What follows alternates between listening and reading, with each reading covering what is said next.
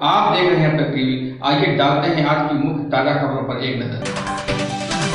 केंद्र में भाजपा के सरकार के 3 साल पूरे हो चुके हैं और अब लोकसभा चुनाव की उल्टी गिनती शुरू हो चुकी है। पिछले लोकसभा के चुनाव के बाद से कई राज्यों के चुनाव के साथ साथ अन्य कई चुनाव में भाजपा लगातार जीत दर्ज कराती चली आ रही है। उत्तर प्रदेश के चुनाव में मिली बड़ी जीत के बाद तो भाजपा अब एक बार फिर लोकसभा के चुनाव को और बड़े बहुमत से जीत दर्ज कराने के लिए कई तरह के कार्यक्रम संचालित कर रही है। इन्हीं में से एक कार्यक्रम है इन दिनों भारतीय जनता पार्टी पंडित दीनदयाल जन शताब्दी समारोह मनाने के नाम पर पूरे देश में केंद्र सरकार के कार्यकाल की उपलब्धियों को गिना रही है। अम्बेडकर नगर जिले में भी लगातार कई दिनों से इस तरह के आयोजन के माध्यम से लोगों के बीच सरकार की योजनाओं से लोगों को मिलने वाले लाभ की जानकारी दी जा रही है। ऐसा ही एक आयोजन अम्बेडकर नगर जिला मुख्यालय पर कलेक्ट्रेट परिसर में आयोजित किया गया, जिसमें नाम दिया गया सबका साथ सबका विकास सम्मेलन का। इस सम्मेलन के मुख्य अतिथि भाजपा के प्रदेश महामंत्री विजय बहादुर पाठक कार्यक्रम में पहुंचकर वहां मौजूद लोगों को केंद्र सरकार की उन योजनाओं के बारे में बताया जिससे सीधे लोगों को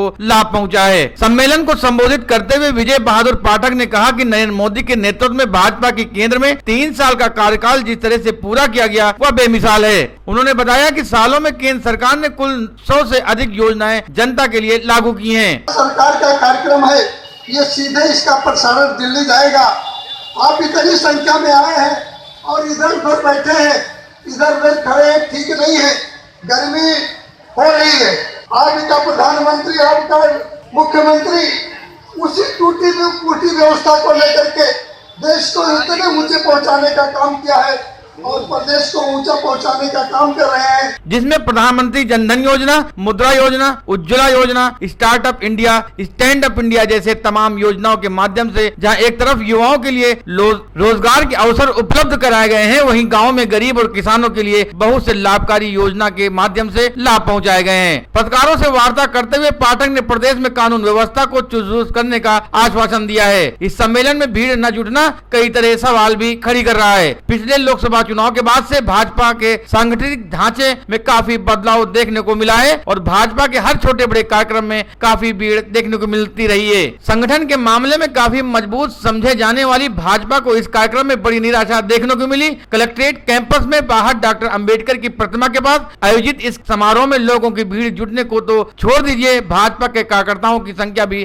काफी कम देखने को मिली। अब तक टीवी के लिए हसन अब्बास, अम्बेडकर नगर। उत्तर प्रदेश के जनपद बाराबंकी के कस्बा बदोसराय में श्री बालाजी महाराज के नवम विशाल जागरण के अवसर पर उनके कस्बा बदोसराय के भक्तों द्वारा विशाल कलश शोभा यात्रा निकाली गई। इस यात्रा में कस्बे के हजारों श्रद्धालुओं ने शामिल होकर बालाजी महाराज के प्रति अपनी आस्था प्रकट की। इस शोभा यात्रा में हजारों की संख्या में बालिकाओं, महिलाओं व बच्चों ने भी श्री बालाजी महाराज के दरबार में अपनी उपस्थिति दर्ज कराई। श्री बालाजी महाराज के लिए विशेष रथ सजाया गया था, जिस पर उनकी झांकी शोभमान थी। यात्रा पूर्वाह्न 11 बजे गाजे बाजे के साथ शुरू हुई, जिसमें बजने वाले भजनों की धुनों पर भक्तों ने जमकर नाच किया। बालाजी के जय जयकारों से पूरा माहौल भक्तिमय हो गया। यह यात्रा कस्बा बदोसराय से चलकर जय घोष करते हुए मरकामऊ तक गई। अब तक टीवी के लिए उत्तम पांडे, बाराबंकी।